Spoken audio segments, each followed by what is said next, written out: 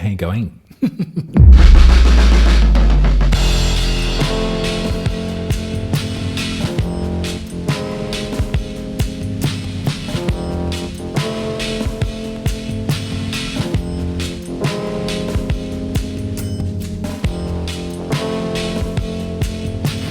is your reading for the Scorpio full moon happening really soon on Tuesday the 13th of May at 2:55 a.m. if you're in the southern hemisphere with me. That's the time when the moon is going to be exactly full, and you can stand underneath it and you can scream in it and you can do whatever you need to with this full moon. And I think that a lot of us need to do a lot with this full moon. How are you? I don't know what to say. I've done this since last I spoke to you.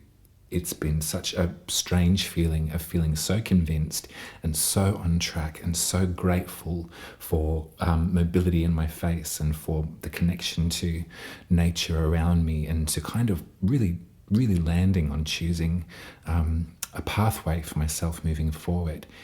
And then a sinkhole, a well opened up underneath me, and it was just for the weekend.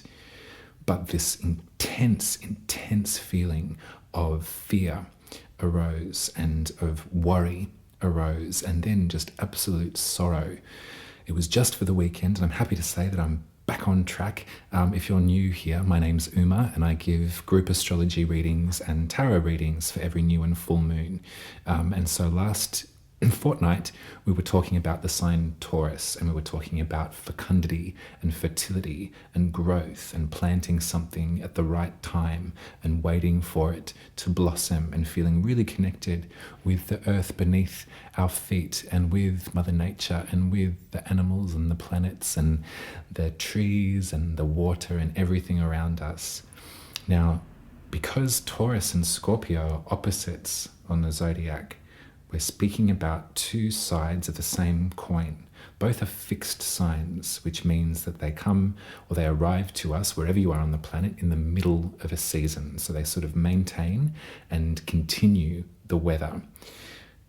What's happening in the difference of these two signs is really incredible and probably really pertinent and quite poetic, if you want to stick with me as I talk about this.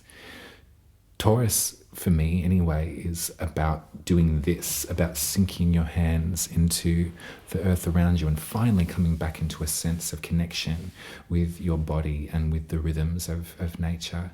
Scorpio is a water sign, so Cancer and Scorpio and Pisces all deal or talk to or help with, are really good at our emotional ecosystem, the way that we feel from our heart and from our tears and from our joy.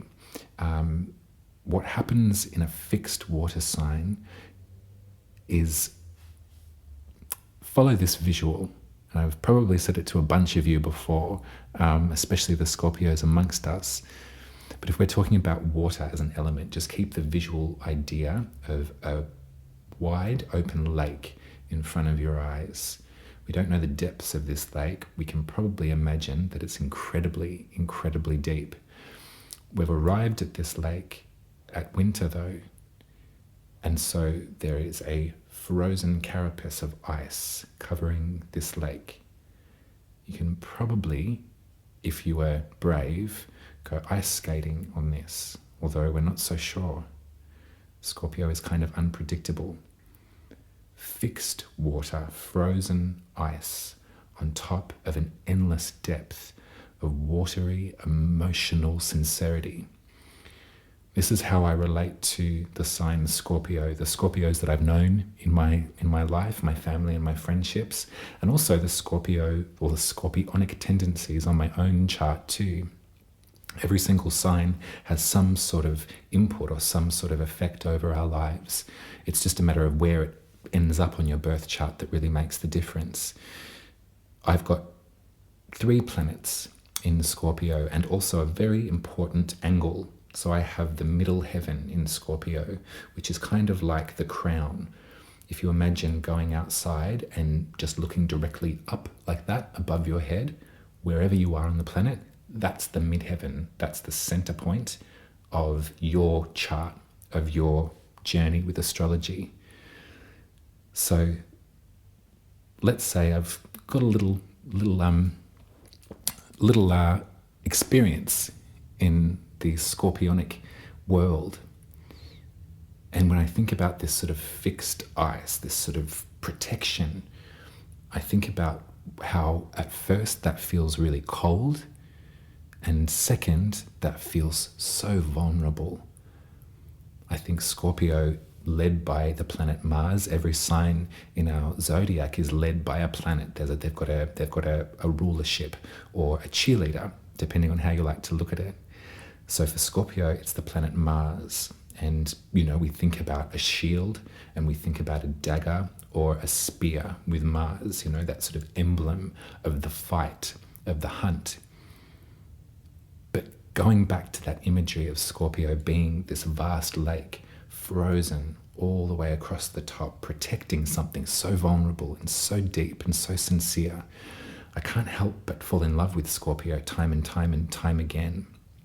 I know they can be absolutely ferally rude and manipulative, and if you cross them, they will never, ever, ever forget, and they will keep things hidden in that depth and pull out their aces when the time is right.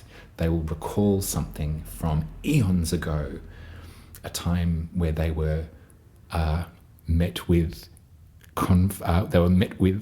what am I trying to say? When you don't cross them, that's all I should say. We can say this too, because as I said, every single sign has its work to do in our astrology. A full moon in Scorpio, I imagine, is going to bring up more than we bargained for. It always seems to.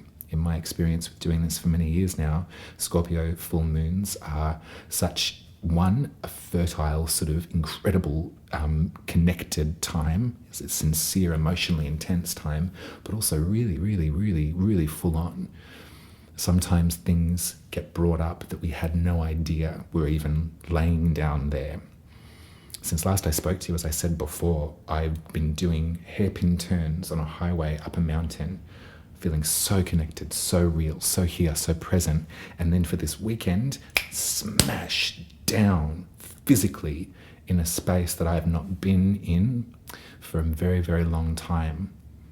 And all of my conscious awareness, things around me, felt like I was 12, 17, 27, these pinpoint moments in my life where I've really had such a difficult, intense emotional time were right in front of my eyes. And I got really scared, and I couldn't even lean on the astrology of it all to come back. I've been doing very privately this coursework with my favorite astrologer, or one of anyway, Chani Nicholas, has released for a couple of weeks now, a very free, powerful service called the Breakthrough course on her app. And so it's a 28-day commitment to having some sort of breakthrough in your life. And in my own journey after the palsy, I've been really feeling really into it, really wanting to triumph and wanting to turn a page in my own life. And I've been doing this coursework, and part of it, this pivotal point, came when we had to ask ourselves what we were frightened of never having, what we were terrified of never receiving back, and what we might never become. And to ask for what I wanted started this problem for me, because I didn't know.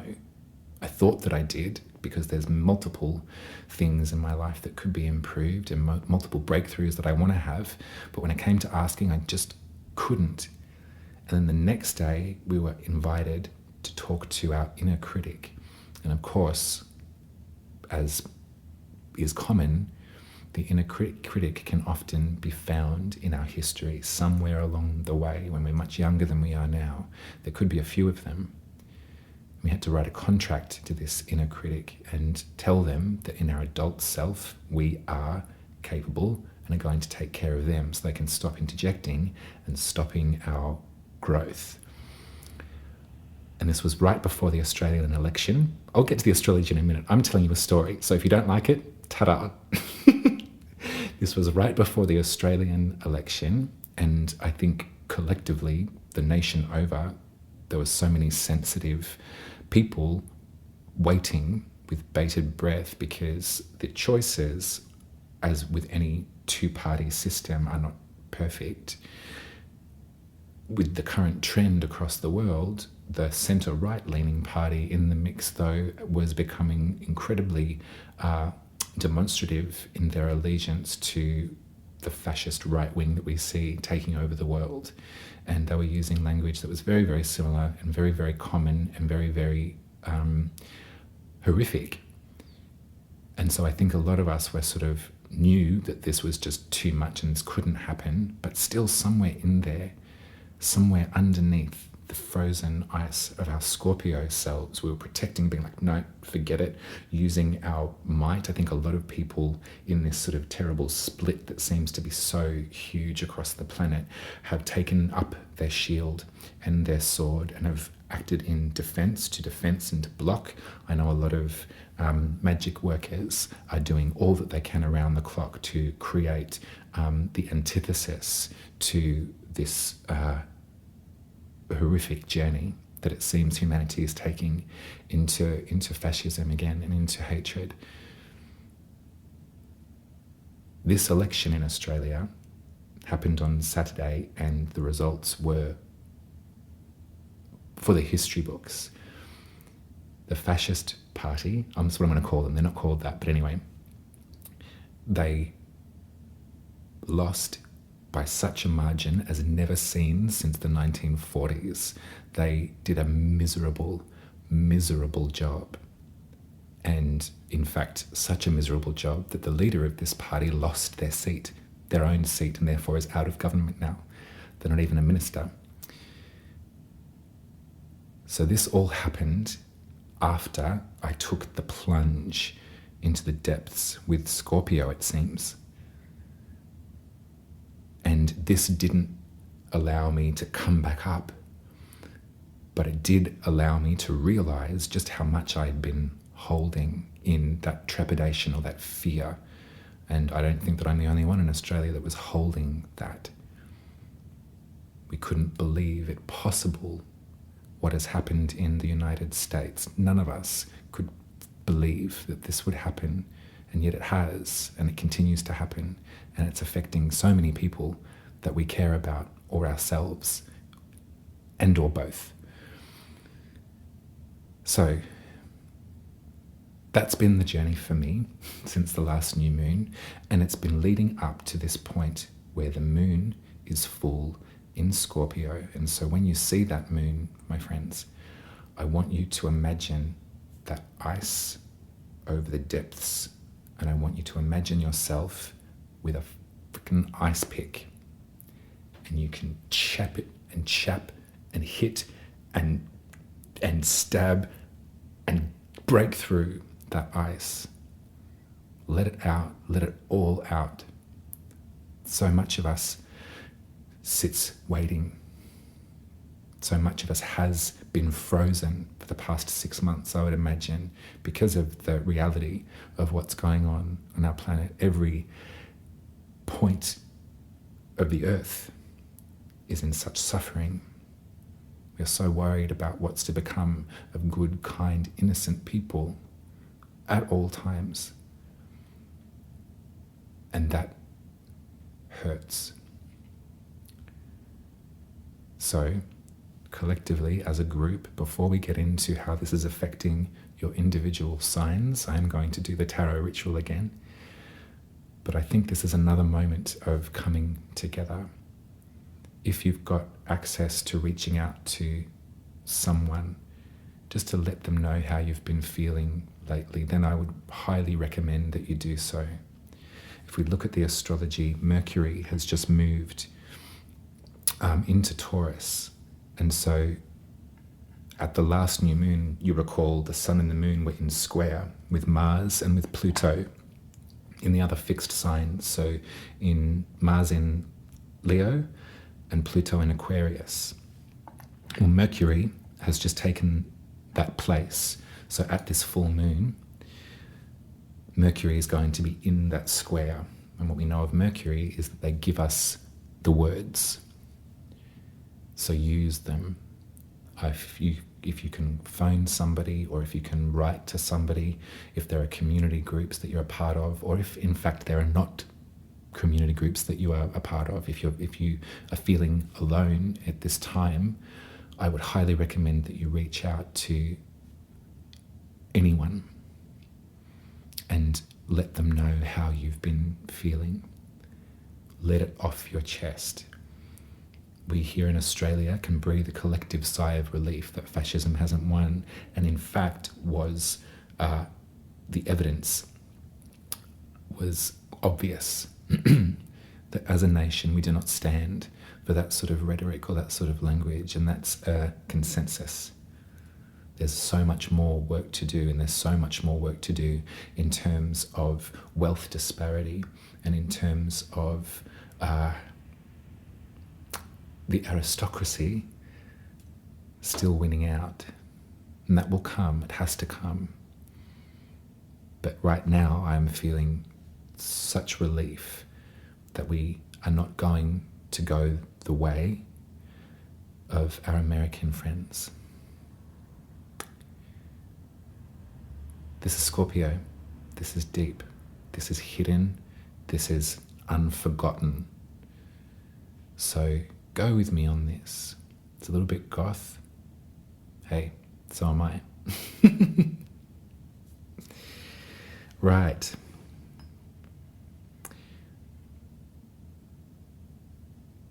One more thing that I'll talk about. I should stop saying that because I always just go on and talk about a million different things anyway.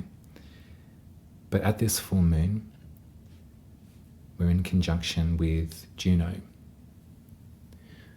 Now, I think I spoke a little bit, I touched briefly last time about the significations of Juno, but I think it might be nice just to bring her into this work today, because the sun, and actually, let me get my head on straight.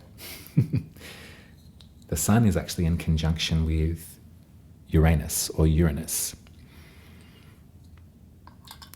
And so working with this rising feeling of rebellion in a healthy way, working with this want and this yearning to flip the table and to change everything. I think that we're kind of working with this split at present that has some of us wanting things to go back to the way that they used to be. A lot of folks that would prefer things to go back to the way that they used to be.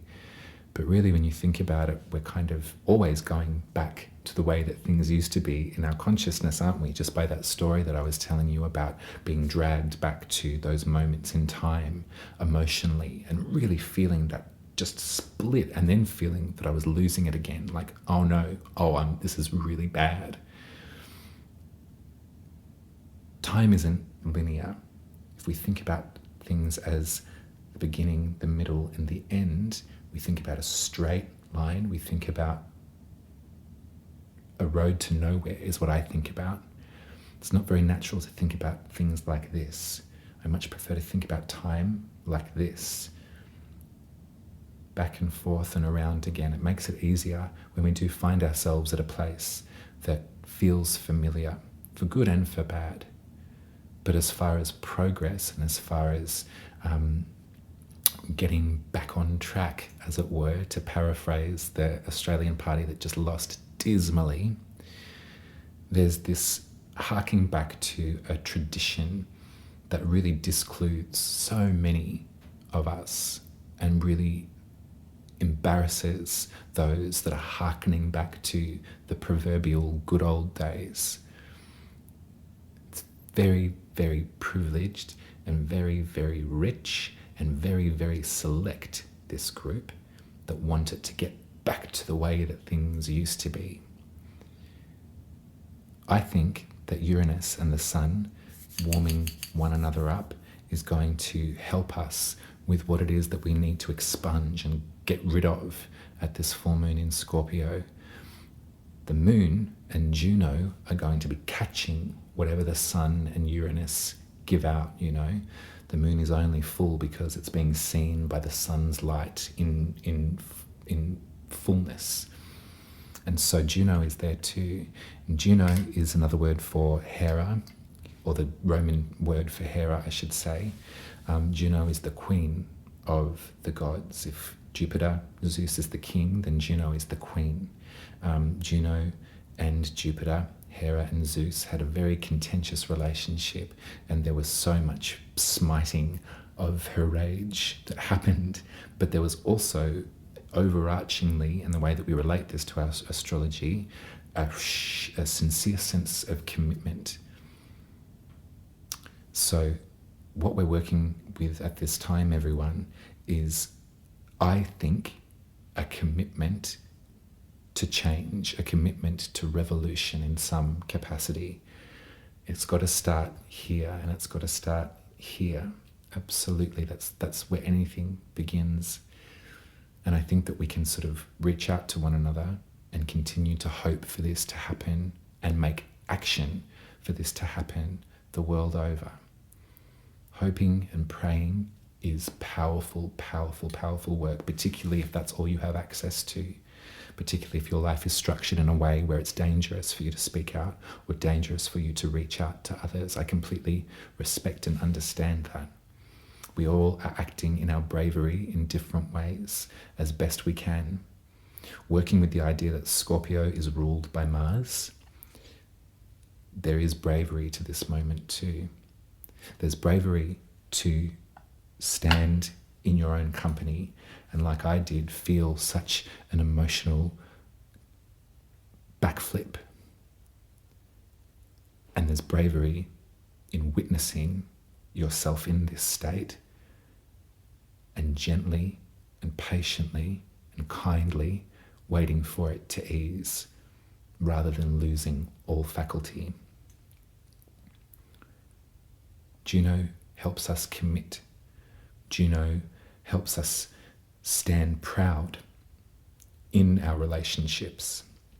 Juno commands self-respect in our relationships. Juno wants presence and wants commitment and wants compassion. So I want this for you, and I want this for me too. That's the astrology for this full moon. You can see how emotionally wiped you might be feeling after the fact or in the lead up to even now. I don't know where I sit in this because I've been on such a hairpin turn journey. But let's focus in on each of us individually. I'm going to get the tarot now, and like I said last time,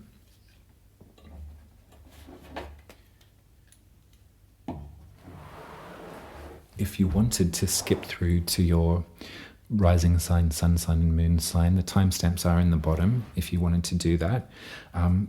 It's not especially long, I've come to realize. I thought that I was speaking for hours and hours and hours last time, but it was only an hour and 20 minutes. So if you've got the time, and if you're resonating with the emotional state that I've just described to you, if you're resonating with the kind of maybe exhaustion or confusion or just feeling just wrung out,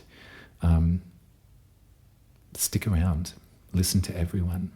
You can listen to the signs and maybe think about your loved ones, think about who you care about, that might need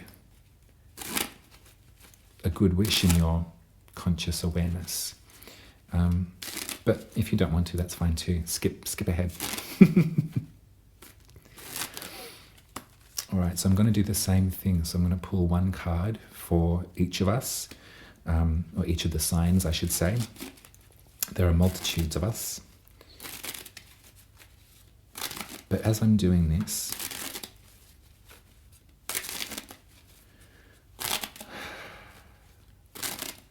I'd like to invite you to the river. Let me get my head on straight for a minute. I'd like to invite you to that lake. I'd like for you to imagine, you can close your eyes if you want to, if that's helpful, but I'd like for you to imagine that it's you and me just before the moon is about to crest that eastern horizon. So because it's a full moon, we're sort of standing in the middling point between light and dark.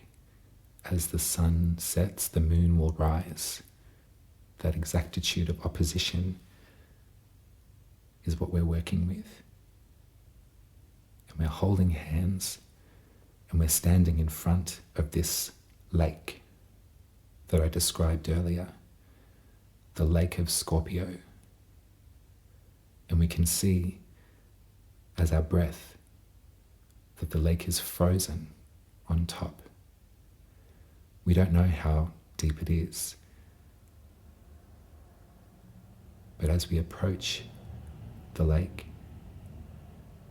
we realize that we want to go deeper. We think and we feel that the lake wants us to go deeper too. So hold my hand and kneel down at the bank of this lake and get your ice pick and raise it above your head and smash it 12 times, as much as you need to. Scream and howl. Let it out. Let the blood flow to your cheeks, to your tongue, to your fingertips, through every vein. Let it all out. Everything that you've been holding on to for all of this time, let it out with each thrust of that ice pick. 12 times for the 12 signs. 1, 2, 3, 4, 5, 6, 7, 8, 9, 10, 11, 12.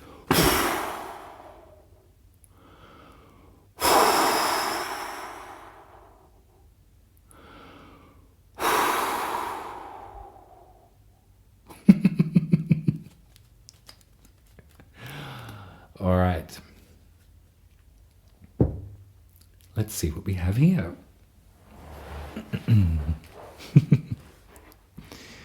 So I'm going to start with Scorpio, I believe.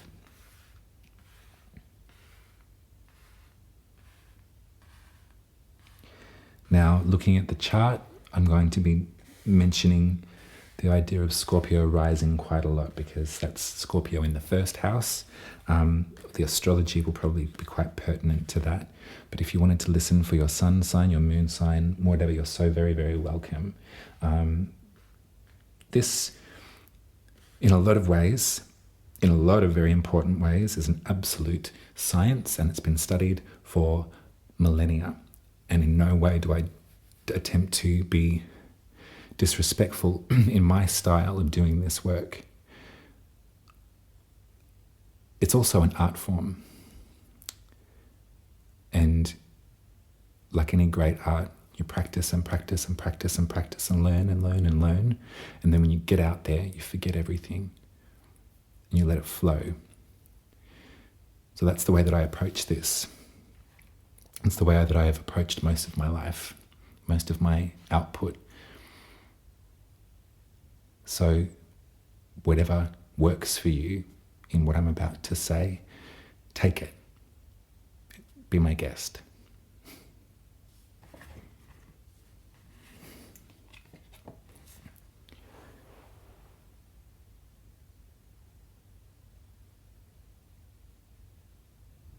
Scorpio, this is your card.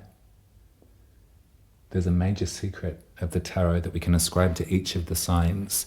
And when we come to Scorpio, we do come to the Death card. When I think about the Death card, I think about all of those that dwell in the underworld. I think about all of the Greek and Roman deities that live down there. I think about Pluto, I think about Hades, I think about Persephone, I think about Proserpina. I think about the different ways that we have been trained to approach death. The reality of loss is massive, but it's also been sanitized in a way that has us frightened of death. Death is so natural, it's inevitable for every living thing eventually. And at the current point in our culture right now, it's getting better, but there seems to be still so much fear around death, around being around dead things. I think as a Scorpio, this is one of your skills or one of your reckonings in this life, is to come to terms or to improve upon your ability to face an ending. And I think that really when I think about that lake and I think about that sort of frozen surface, I think about all of the vulnerability of you, Scorpio. I think about what you've been holding back or trying to keep at bay, trying to be brave about. Remember that connection with Mars too. No matter what, there's always this first impulse to be brave, to suck it up, to swallow it down. I reckon at this full moon, Scorpio, I reckon sit with your death card. If you've got tarot of your own, bring it out, get to know it, look at it, really look at it, and look at all the different ways that folks try and bargain with death. The rich man tries to pay his way out of it. The holy man tries to pray his way out of it. The only one that isn't suffering is the child. The child is loving the horse. The child welcomes change. The children are so in touch with their magic. I think as a young Scorpio, there would have been an interest in the ins and outs of beginnings and endings. So hopefully you can get back to that. I don't say any of this to sort of tell you to suck it up and be brave, because you're already doing that, but in a different way that keeps everything at bay, maybe. Think about your definition of bravery and think about how brave you could be if you were to face this ending with everything that you're feeling now. It's all right, Scorpio. It happens to everyone. And I think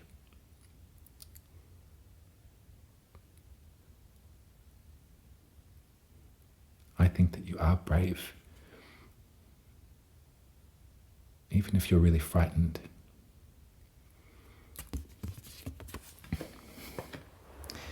Okay. Sagittarius.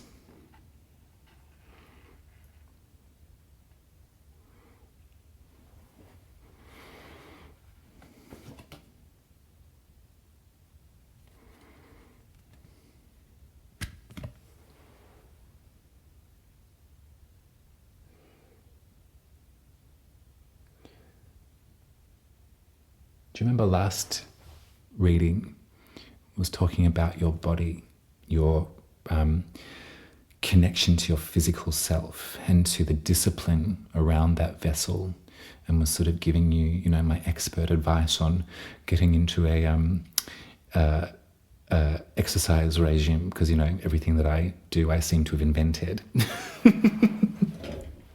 That's not true, but, you know, it's funny, isn't it?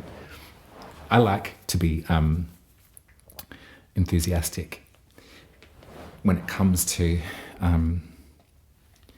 starting something new. I really like to approach it with confidence.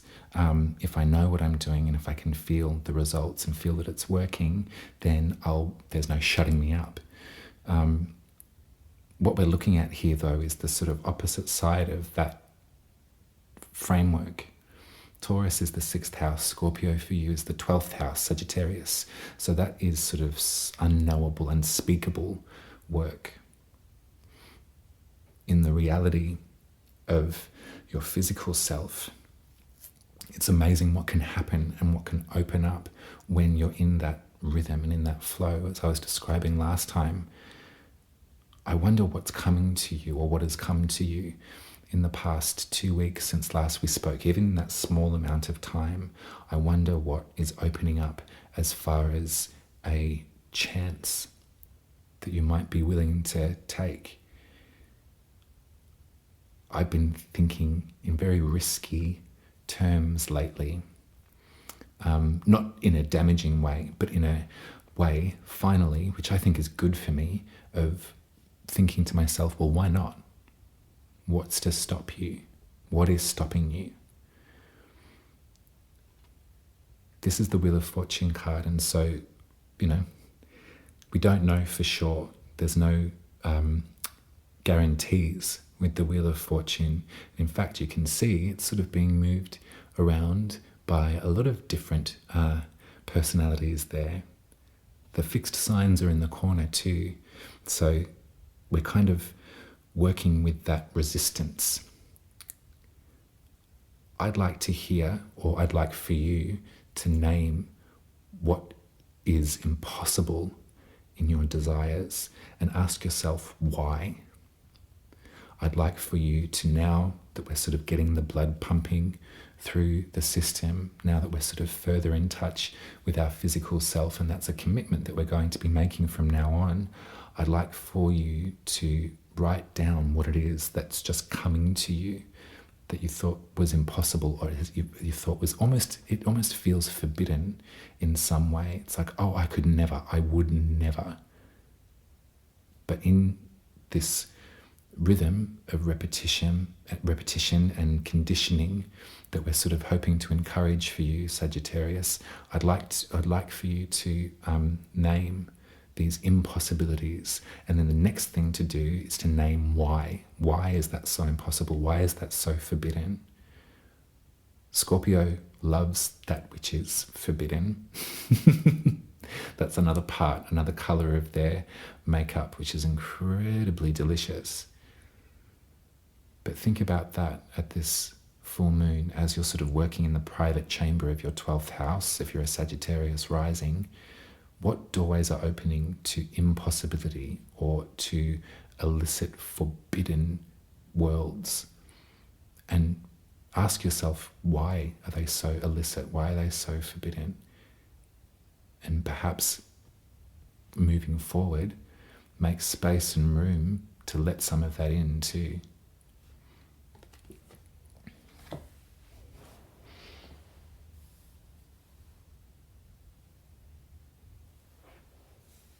Capricorn. Okay, so if you're a Capricorn rising, we're thinking about your sense of your humanitarian spirit. That's where Scorpio lays.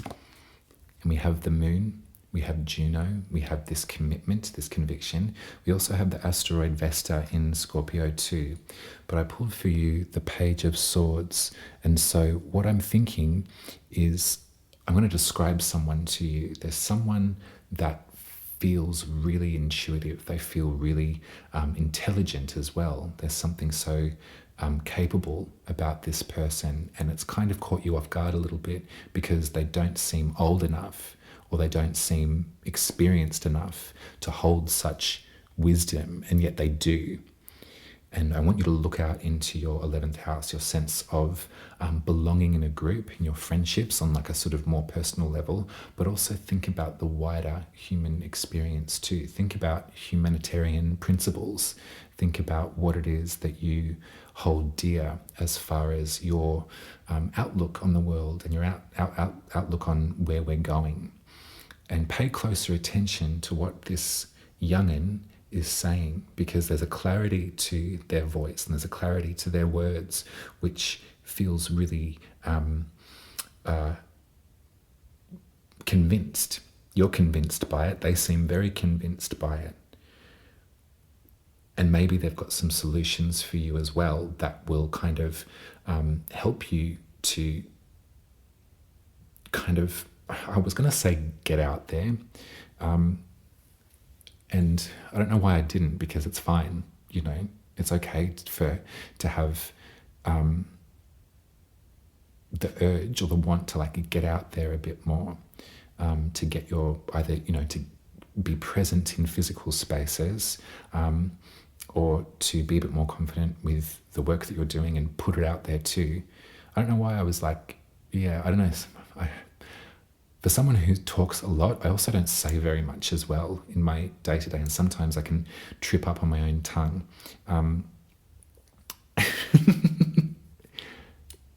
I would listen to this bozo. They're not a bozo, they're really smart. And what they're saying is coming from the truth, it's coming from a clarity. Their perspective on things feels really clear and feels really precise. And so if you can get over that idea of like, but you're not qualified, that's inappropriate coming from someone of your station, is maybe another way to sort of work with this. This person was given their incredible brain from birth. They've always operated this way, and they were perhaps raised by people that really trusted their intellect as well. So get out of their way and get out of your way too, Capricorn. If this is something that you're wanting to build and construct in collective space, then stop sabotaging it by sort of getting stuck in this idea of qualification or propriety or specific, what am I trying to say, like the way that things are supposed to be done. Sometimes it's good to think out of the box, as it were. Sometimes it's really good to innovate, especially when things have been feeling crunchy or feeling stale or feeling tight. Sometimes it's good to look at the page, clear it, turn it upside down, and then start again. So with this little character's company, you might be coming up with some really great ideas that you didn't think about earlier, or you couldn't get through, and sort of imagining that ice pick and breaking through that frozen ice. Maybe in this way, they've got the ice pick. They're sort of like, no, let's get at it from this angle. I know what you've been trying to do, but it's not really been working, and it's sort of been kind of keeping your growth at bay. But why don't we just stab it? Just stab it. All right. Aquarius.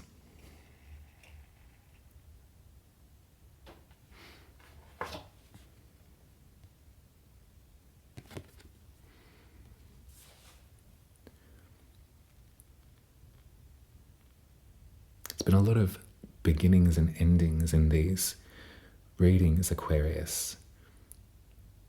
This is the ultimate ending before we begin again in the whole journey of the tarot.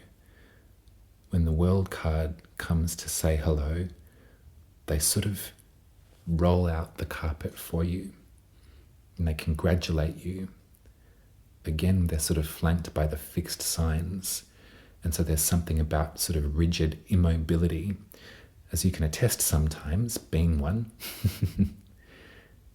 There's something here in a congratulations that the lesson may have been learned this time around.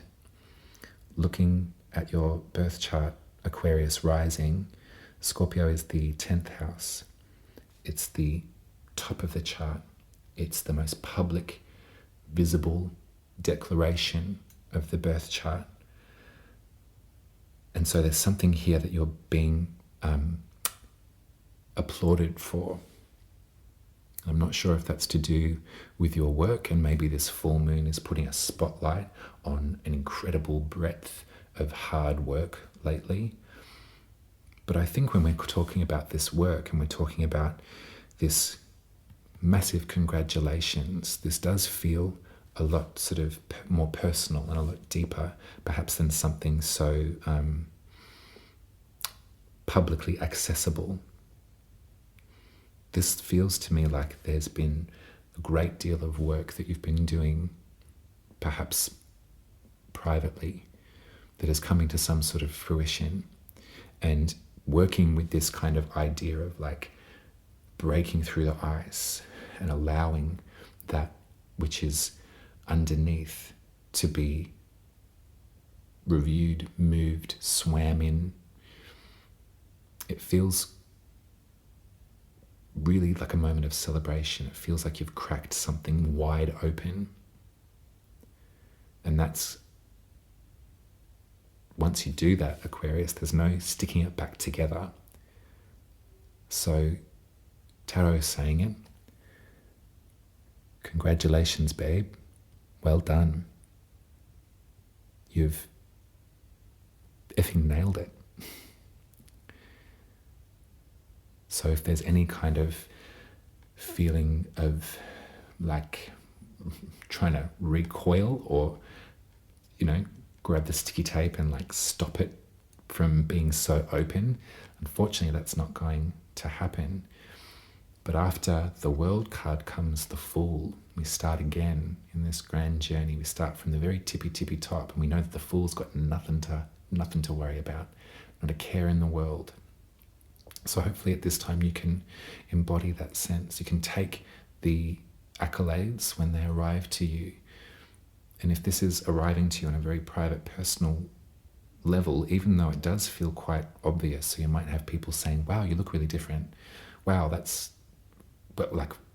huge. What a breakthrough. Then, take that congratulations on the inside and on the outside. I feel like I'm giving you a round of applause. That's amazing. Okay.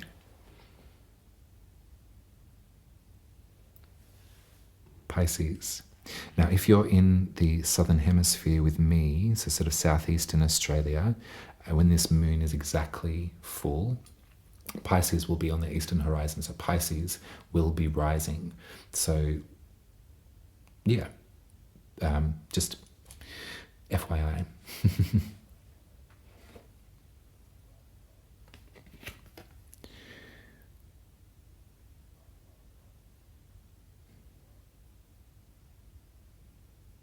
I'm really shocked sometimes as like how accurate and like apt this work can be.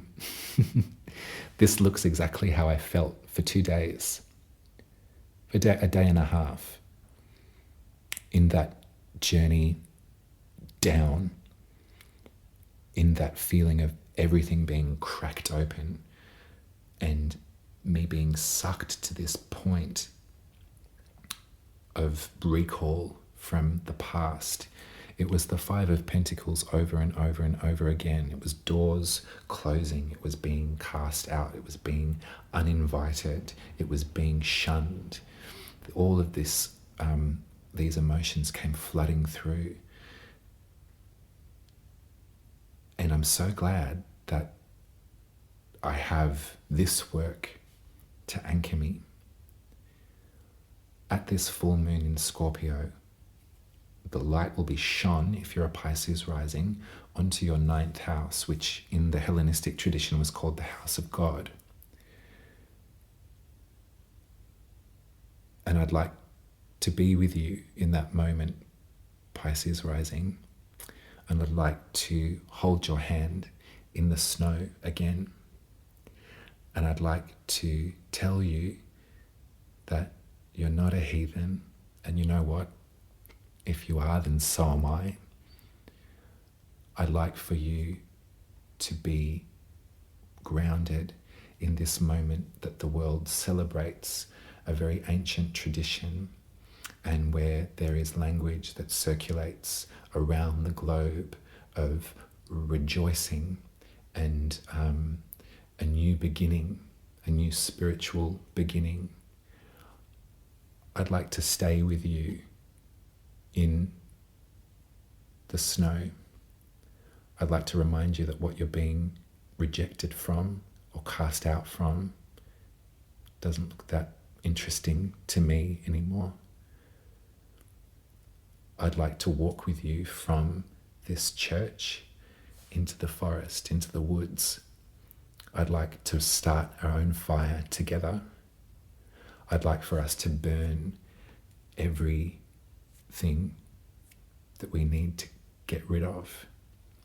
I'd like to keep one another warm, and I'd like to let you know that you're not alone, and that you're a good person, and that you do deserve love and respect and charity when you need it. And I'd like to remind you that we can access warmth when we stick together.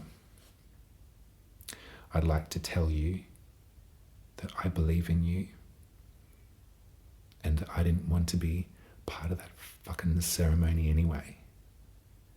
Seems really boring, and a lot of it's been pilfered from shit that people like you and me have been doing for thousands of years. So fuck 'em.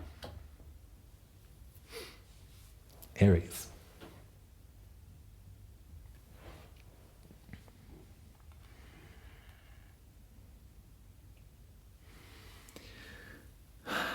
So if you're an Aries rising, you've had Venus in your first house for about a week or so now. There was a handover from Venus in Pisces moving through Saturn and then bursting out into Aries, but not before, passing through Neptune. All of that is to say that things have been feeling really dynamic and a bit trippy for you lately. And this is the card that I got for you. Now, normally the Two of Cups speaks about an incredibly worthwhile, sacred coupling.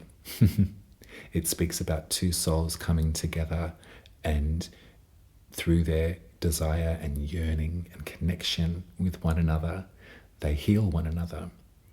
The staff of Hermes sort of sits between them, and that's the classic symbol for healing. You know, it's on lots of hospitals and things. You'll probably recognize it more often. It's the staff of Hermes. But this card is upside down. And so looking at your birth chart and thinking about where Scorpio is, Aries rising, that's the 8th house. The 8th house is where we are bonded to other folks. It's where we come together. It's where we sign some sort of proverbial spiritual contract with one another. We grieve in the 8th house. We work on the idea of lineage in the 8th house too. Our resources are interwoven with that of the other in the 8th house often. And so to have Juno connected to this full moon, to have that sense of commitment there, what I'm kind of looking at is maybe a lost connection, or maybe a connection that has run its course. And that could be for whatever reason works for you. You tell me. You don't have to as well, this is private. But this is definitely something that did feel so bonded and so pure and so right, having come to its absolute end. And I'd like to maybe think about it in terms of the truer lesson of Scorpio, that everything ends, and that's Scorpio's biggest lesson, is to understand that and be okay with that. Hopefully, Aries, this moment for you, hopefully the pain doesn't overwhelm you completely. However, I will light a candle for you, and I will recognize that this, as natural as it is might be quite painful. So my best wishes and support for you, Aries, in your 8th house at this full moon. Know that you have Venus. Know that you have Neptune in your 1st house now too. So there is something about a loving fantasy that I want you to really enjoy. Venus will only be in there for a couple of weeks, maybe a month or so. Neptune will be there for a good couple of years. This is just the beginning for you, the beginning taste of Neptune in Aries. Your dreams are possible.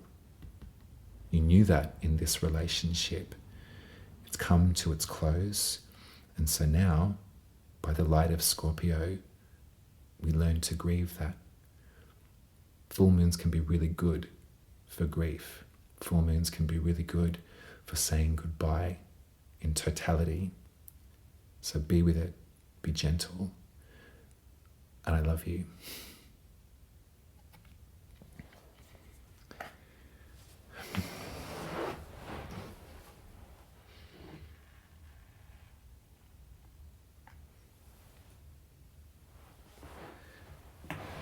Hello, Taurus. How are you feeling? I'm sure that hopefully you, of all people, felt like emboldened at the last moon. It was all about you 2 weeks ago.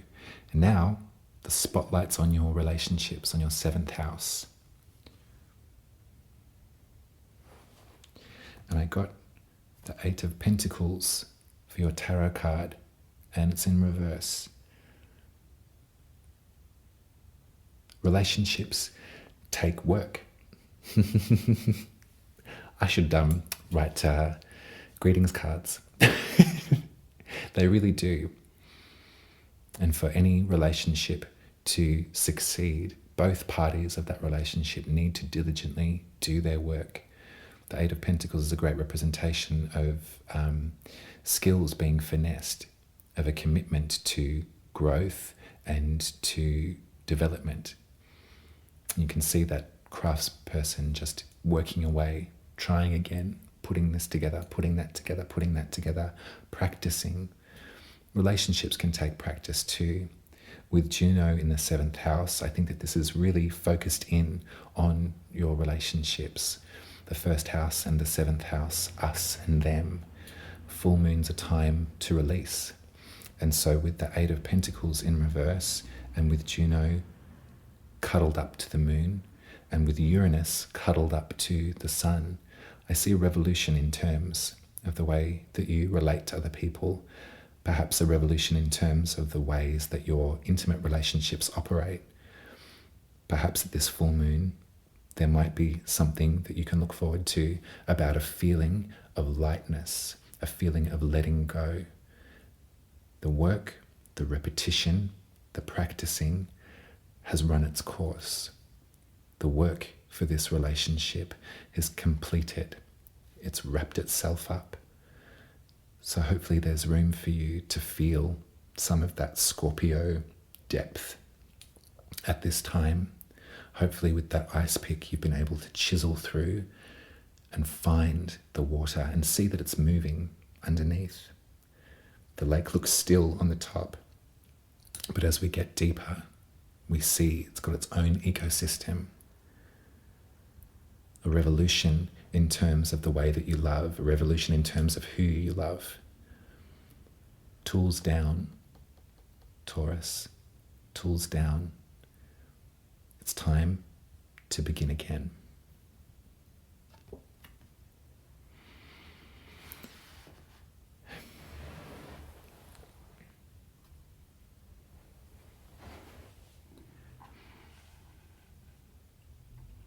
Hello, Gemini. So on your birth chart, if you're a Gemini rising, Scorpio is the sign that rules your 6th house. So we're speaking directly to this idea of commitment and of repetition, this idea of service. It's a good word for the 6th house, actually. That's another one that I've pilfered from my beloved Chani. But she does describe the 6th house as the place of service, how we think about our life in terms of being in service.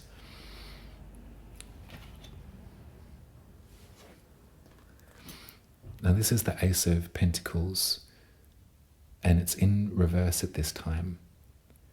So looking at the idea of a full moon, lighting up your sixth house, a repetition of work, of service, looking at this configuration of Juno in conjunction with this moon, this idea of commitment to task is really coming through with these particular configurations.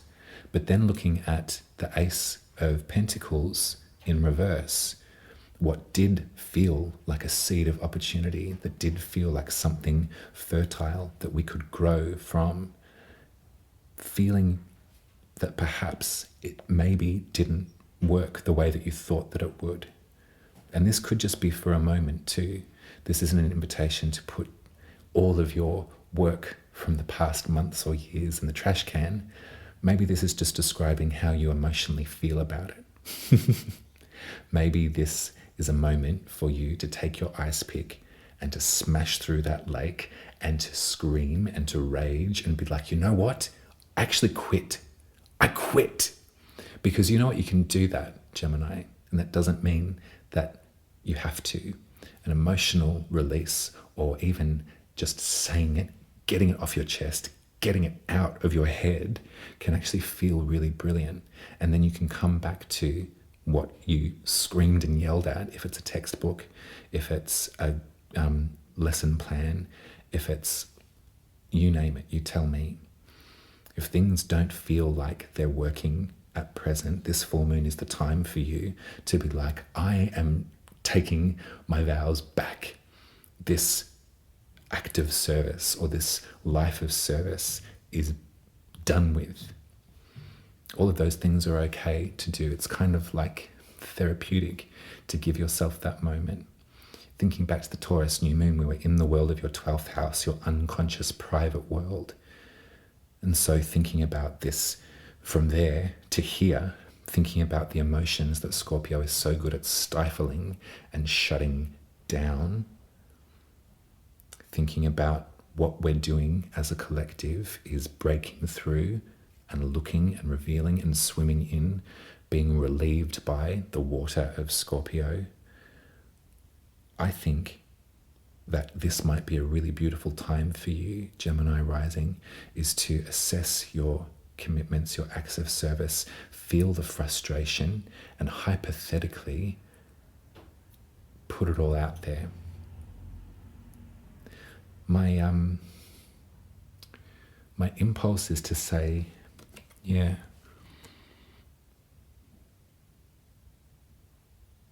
you're not a failure if it's hard right now. You're not a failure if things are really difficult and you want to quit. You can have that feeling and still continue on. But you don't have to shove that feeling down in order to continue on. Sometimes it's good to sit in the pile for a little while, to crack the shits. So hopefully at this full moon, you can provide yourself a bit of room to crack the shits, Gemini rising. It's okay. Servitude, service, repetition can be really difficult. And sometimes when we don't see results or our body starts to hurt because we're hunched over continually, it can just drive you nuts. So give yourself permission at this full moon to play act a little bit. Just pretend, like, you know what? I fucking quit. See how you feel after. See if you laugh. Shake it off. Start again the next day.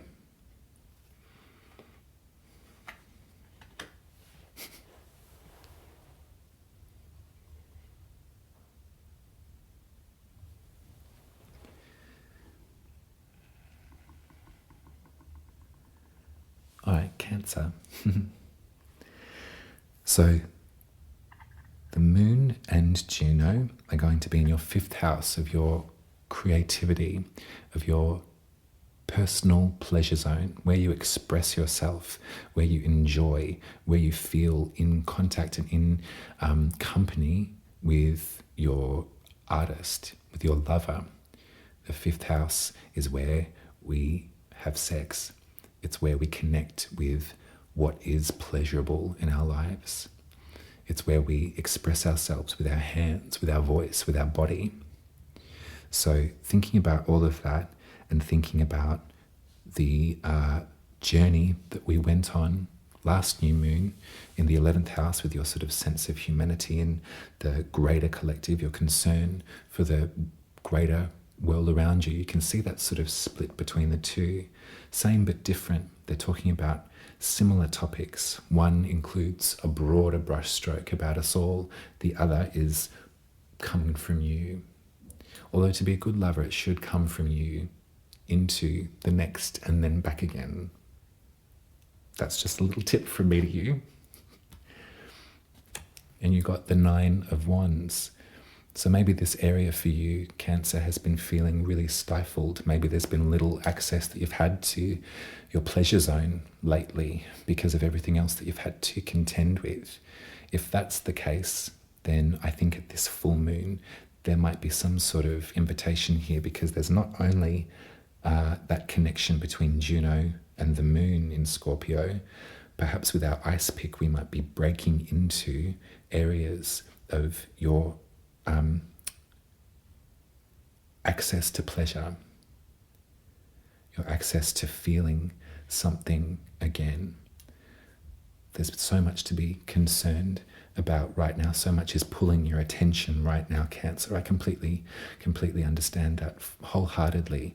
And I imagine this feeling of just being like, I've actually got nothing left. I'm kind of running on empty might be sort of a mainstay in the way that you think about yourself, or the way that even your day operates. There's only so many hours in the day to contend with any of this, and I'm running out. I'm really tired. That might be something that you're feeling. There might be a lot of responsibilities or a lot of worries. There's been a lot of magic that you've had to sort of muster to get things over the line, that there's only so much fuel in one day. Who else is in Scorpio right now? It's Vesta. Vesta is the goddess of the hearth fire. Vesta protects the sacred flame. Vesta's priestesses make love to those returning home from war to cleanse their bodies of the horrors that they have seen. Vesta's priestesses use their sexual flame as sacrament. Who's in Cancer right now?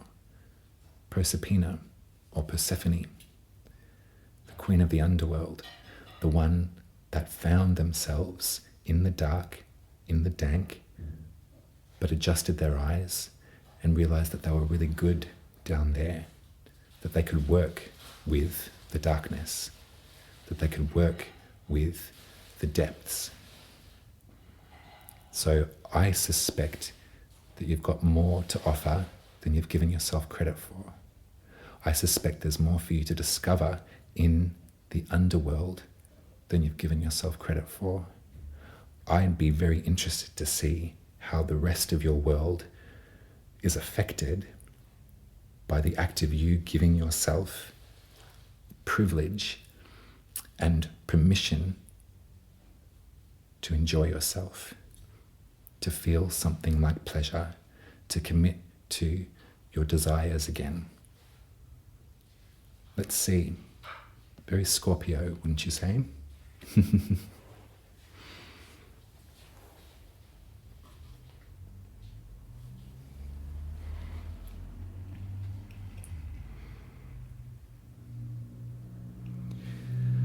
Okay, Leo. So for you, Scorpio is, if you're a Leo rising, Scorpio rules the 4th house, which is your home, your access to privacy, the 4 walls that you've constructed in order to rest and to nurture yourself. This is where the moon is lighting itself up. This is where Juno is. This is where this kind of recommitment ceremony, this breaking through into something is happening. Mars is in your first house. So the sword and the shield, the ruler of Scorpio, as it were, is in your first house. So I'd be interested to see what tarot cards you get. You got the 8 of Swords. And so when I see this card, I always think about this self-inflicted confinement. I think about what anxiety can do to us. I think about how a mind that is overactive or incredibly busy can sometimes box us in or lock us in. This is my very, very lived experience just this past couple of weeks of how debilitating physically that was, and also how these swords or these thoughts, this repetition, can make us feel incredibly unsafe. So looking at the 4th house, that's a place where you should feel safe. You should feel that you are protected and that you have room enough to slow down and to unfurl. That's hopefully what we can all experience in the 4th house. But this feels anxious to me, Leo rising. And with this Mars activation in the 1st house, this is where the square is coming from. So I wonder what words might be able to come to you. I wonder if feeling unsafe is something that's sort of brought itself up for you, that's difficult for you to relax. I wonder how we can sort of work with this anxiety and work with this card.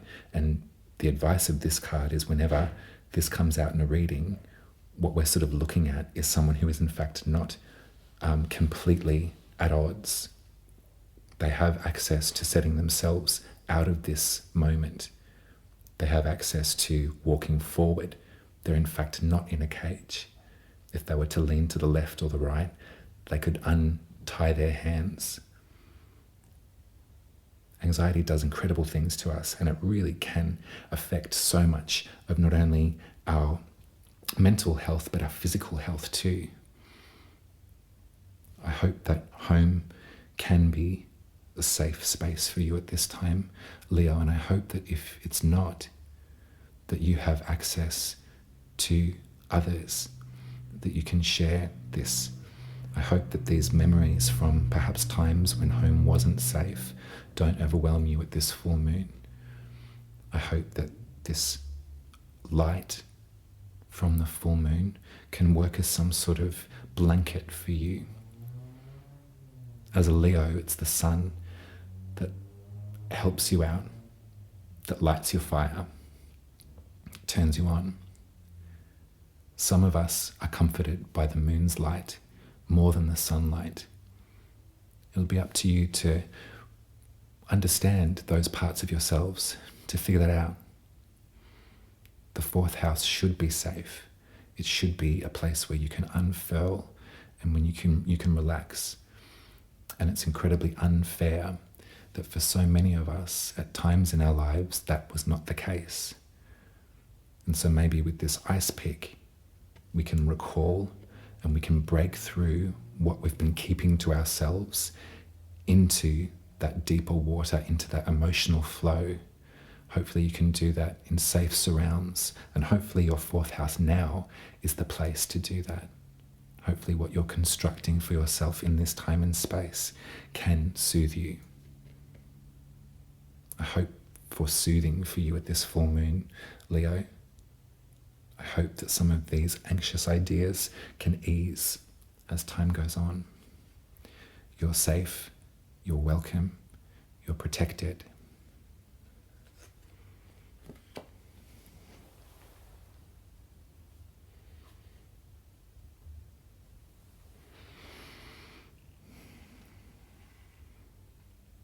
All right, Virgo.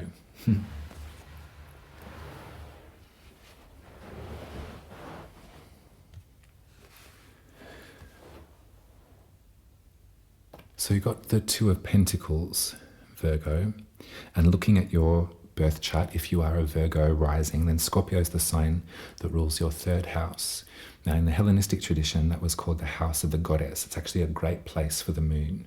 The moon, it was said, did really wonderful, beautiful work in the third house.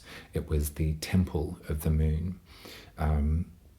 In more traditional or more modern astrology, I might say, the third house often has its connotation or its definition that lays in the village, in the local environment, in the places where we say hello to our neighbours, go get the bread, catch the bus, those sorts of things. A full moon in the third house, though, I kind of want to work with that sort of goddess angle. I like the opposition between the house of the gods and the house of the goddess. What kind of ritual practice happens in the privacy of the village? Where do we go in the house of the gods to worship and to connect with something that feels spiritual? What do we learn? What hoops and processes do we have to go through in order to commit to our faith? And what happens in the house of the goddess? Who do we go and see in the neighborhood or down by the creek or in our backyard? What rhythms of the kitchen do we go through in order to feel connected to something higher than ourselves or something deeper within us? The house of the goddess can be a really beautiful, fertile place. The Two of Pentacles speaks about something that feels like a lot on one's plate. It feels like quite a humble card, and that to keep moving, there needs to be something of centrifugal force. Like when you're on a bike, you have to kind of keep committed to moving forward. So looking at all of this and thinking about what we've been speaking about, breaking through the ice, about sort of revealing the emotions that have been kept at bay for so long, I am going to encourage you to do some spell work at this full moon. Now, hear me out. Hear me out. Spell work can be as simple as lighting a candle and just sitting with the moon. Spell work can include resins and herbs and incense and poetry and incantations if you want to, but sometimes the simplest things can make us feel really connected with the goddess, with the gods, with the spirits around us. I say all of this because the Two of Pentacles in that way does feel kind of quite new to this. Now, that isn't to say that you are Virgo, you might be seasoned, but I think what I want to do, and it's a good reminder for all of us, particularly those of us that really have committed to this rhythm, is to talk the talk, but walk the walk too. This full moon in Scorpio feels like it is going to be revealing a lot for many, as if that hasn't been happening anyway. But emotionally, I think that there's a lot of reckoning that is occurring right now. There are many people that I know, many conversations that I've had where people can't go on the way that they've been going on, that people have been protecting themselves with a certain barrier or smoke screen that is actually so ineffective and is not working. There's a vulnerability that is rising as a group, as a collective. I really feel that to be obvious without the spiritual stuff. But because we're working in the house of the goddess, because I've given you that layer of definition to the third house, and because we're working with not a lot in our pocket, we've got to keep things moving. Maybe we don't even have enough time. You've got enough time to light a candle of an evening, even if it's while you're cooking dinner, and welcome in the moon. Be with the moon for a couple of minutes, if that's all you've got time for, but really commit to physically honoring and offering to this moon. Thinking about other topics that we could speak about belonging. You know, it's nice to feel part of the neighborhood. That could be in there. But I'm not going to go there. I'm going to just keep this really simple. At this full moon in Scorpio, I'd like for you to create some spell work as simplistic as you need it to be, or as elaborate as you'd like it to be. But I'd really like for you to commit to time with this moon. Register how it's feeling in your body, and also register how it's feeling in those, or how it's working in the bodies of those around you. Get meticulous about this, Virgo. That's what you're good at.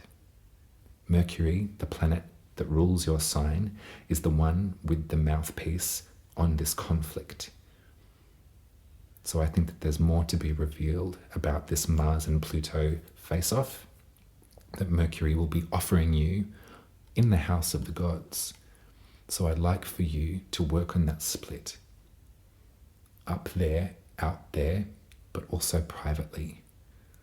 I'd like to know how you've been going.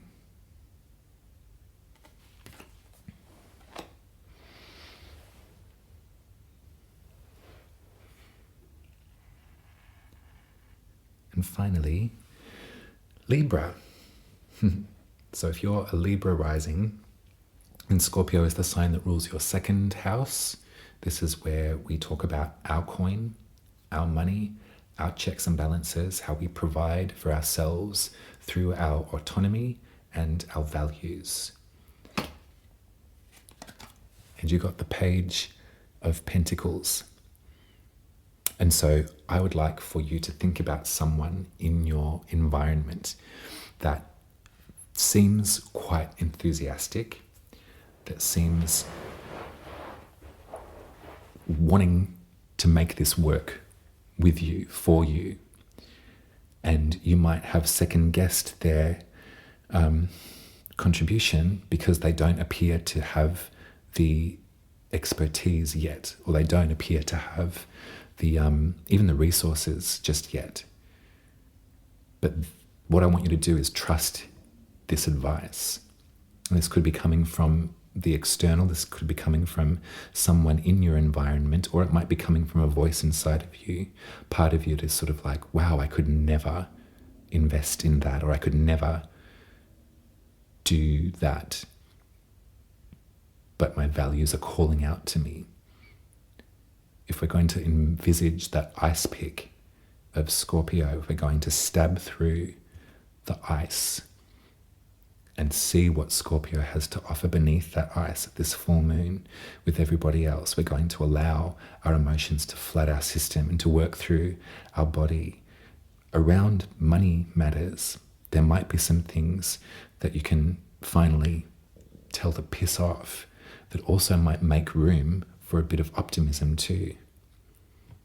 Now, I'm not saying, the next time you open your phone and there's a get-rich-quick scheme or like a Bitcoin whatever by a 12-year-old that you should invest. It's nothing like that. This is someone who is very practical and very realistic. You can see all of that golden sunshine behind them too. There's a warmth there. When I think of the pages in the tarot, often there's something about youth and inexperience that can be ascribed to them, but I always think about them as being given that gift from birth. It's something that they were always really good at. They were always really practical. This energy, this feeling is good with their hands. They're good with the ground. They're good with making things, harvesting things, allowing things to develop. They foster growth. So thinking about your values, thinking about your money, thinking about where you're going next, thinking about what you've unearthed about those topics.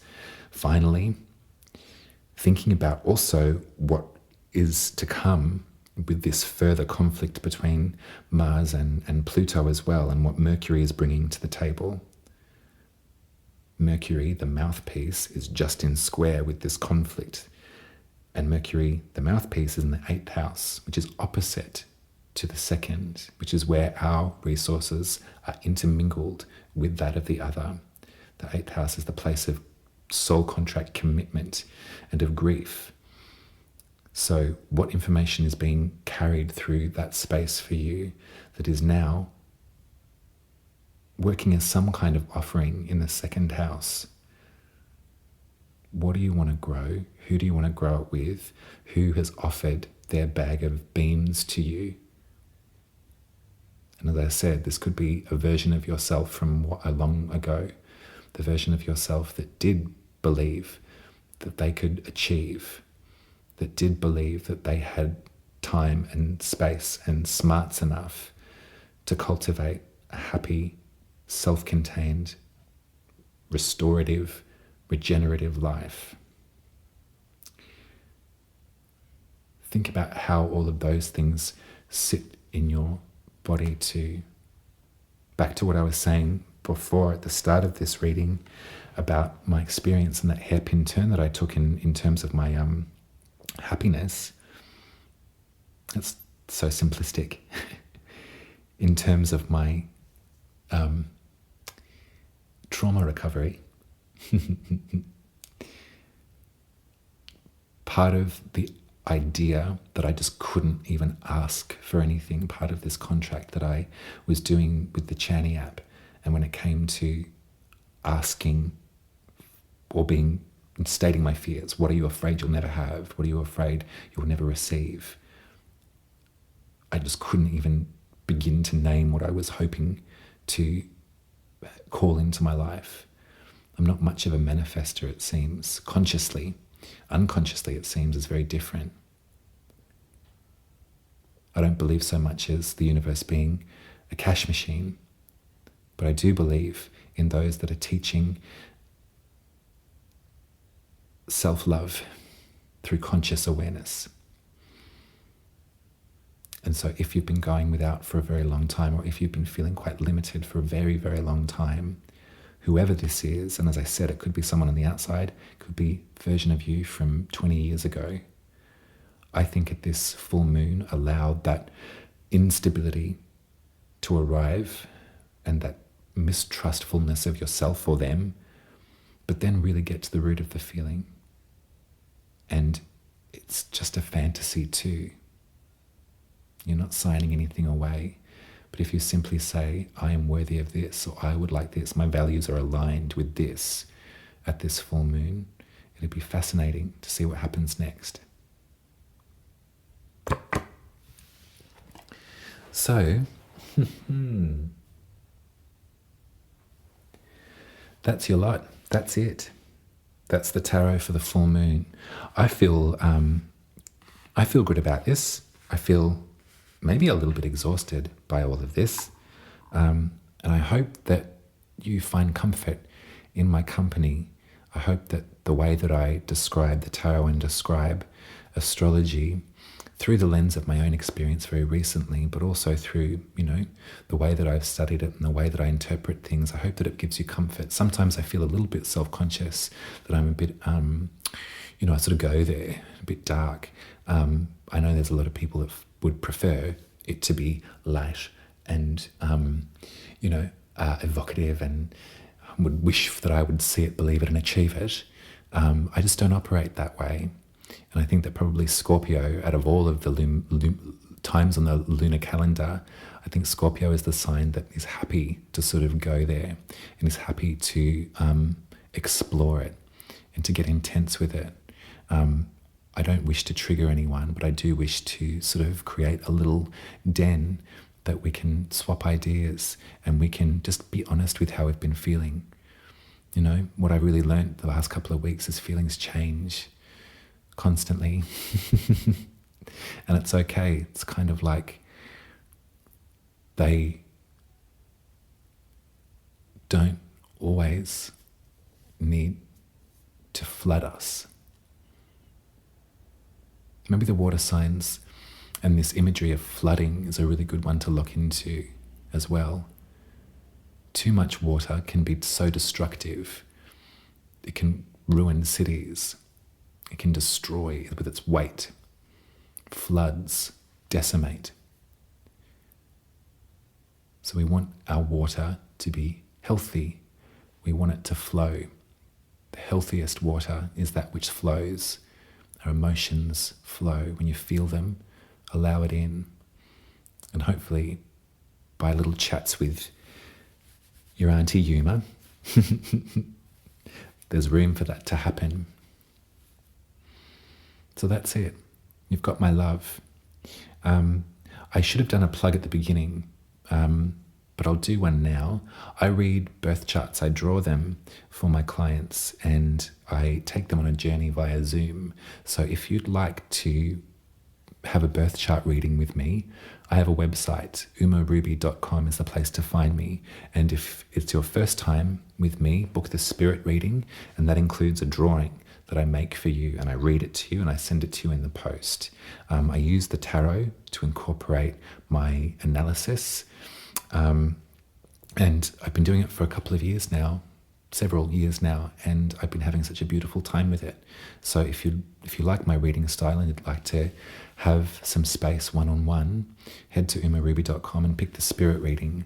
Now, if I have read for you before and you'd like to see me again, but you're not quite sure which way to go or what to choose, I have written 3 very specific readings for my return clients.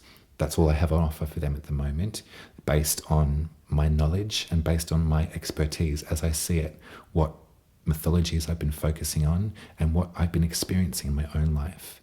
Those readings are called the In the Dark, Dress Your Wound, or Back to Life reading. And in those separate readings, we work with specific asteroids, specific folklore, specific mythologies, and we include and incorporate the tarot and your birth chart into that journey too.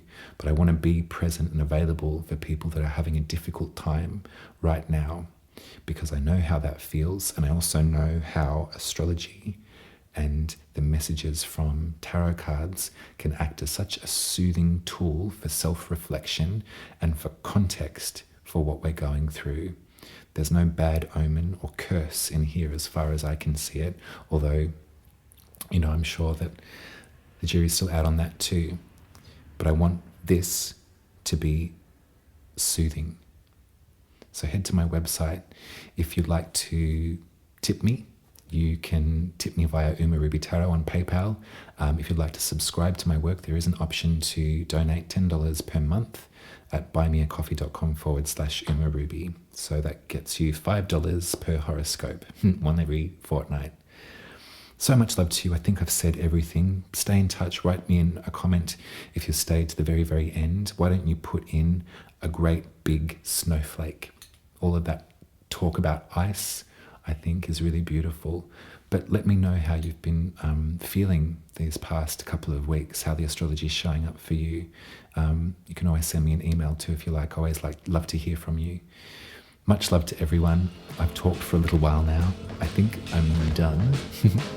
And I'll see you next time, and we'll be discussing the Gemini new moon and Saturn in Aries. So that's the next